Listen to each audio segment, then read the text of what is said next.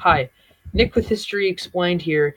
Today, we're going to be looking at every presidential election from 1788 to 1850. This will be a four-part series across the channel. Then I'll do the series on Rome that I've been wanting to do for a while.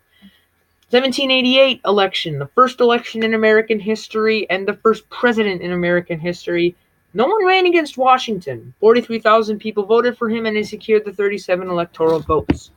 1792, again, only Washington going for president and 28,000 people voting for him this time. 68 electoral votes were needed and he secured them. 1796, Adams and Jefferson going at it. 35,000 for Adams, 31,000 for Jefferson. Electoral votes needed were 70, and Adams wins the election.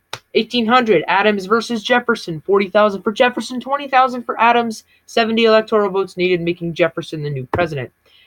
1804, Jefferson running for a second term against Charles Pinckney. 104,000 people voted for Jefferson and only 38,000 for Pinckney, although he secured the 89 electoral votes, winning himself a second term and stepping down in 1808. Speaking of 1808, Madison and Pinckney again. James Madison and Pinckney. 124,000 people voted for James Madison, 62,000 for Pinckney, making Madison the new president because he secured the 89 electoral votes needed to win. 1812, Madison for a second term versus DeWitt Clinton. 140,000 for Madison, 132,000 for Clinton. He needed 109 electoral votes. James Monroe versus Rufus King in 1816. 76,000 for Monroe, 34,000 for King. He needed 109 electoral votes to win, and he got it. 1820, Monroe running for a second term, although he ran without an opponent. He ran basically unopposed. 87,000 voted for him, and he secured the 117 votes needed to give him a second term. John Quincy Adams versus Andrew Jackson in 1824. 113,000 people voted for Adams, 151 for Jackson, although American elections are decided by how many electoral votes they secured, meaning Adams was the winner as he secured the mandatory 131 needed to win. 1828, Jackson and Adams going at it again. This time, 642,000 people turned out to the polls. Jackson getting 642,000, 500,000 for Adams, making the first election in American history in which 1 million people voted.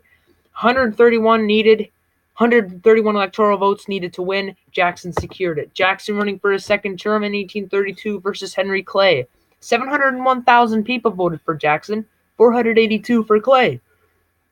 Jackson needed 144 votes, electoral votes that is, to win the election and give him a second term. 1836, Martin Van Buren, William Henry Harrison, and Hugh White running for office. 764,000 voted for Van Buren, 550,000 for Harrison, 146,000 for White, and as Van Buren secured the 148 electoral votes needed, Van Buren was the new president. This time, Van Buren's old opponent, William Henry Harrison, was running against him again. 1.2 million people voted for Harrison, and 1.1 million voted for Van Buren. William Henry Harrison secured the victory he needed in order to win the presidency.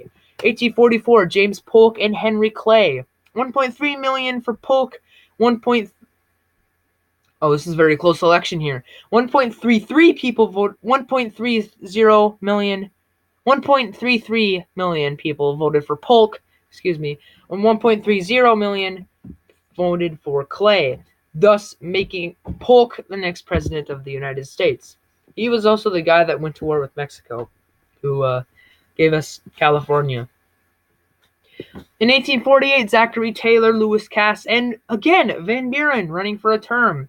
1.3 million for Taylor, 1.2 million for Cass, and 291,000 for Van Buren. Again, not a very good run.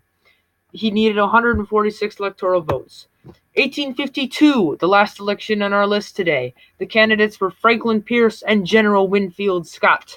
1.6 million voted for Pierce, and by a very close margin, 1.3 million people voted for Scott. Pierce secured the victory by getting the 149 electoral votes needed. And with that, we leave off for today. I know this is a relatively short episode. I'll probably upload another one later today. I hope you guys have a awesome day until then, and after that, And I hope you guys have a great day and happy learning. Bye.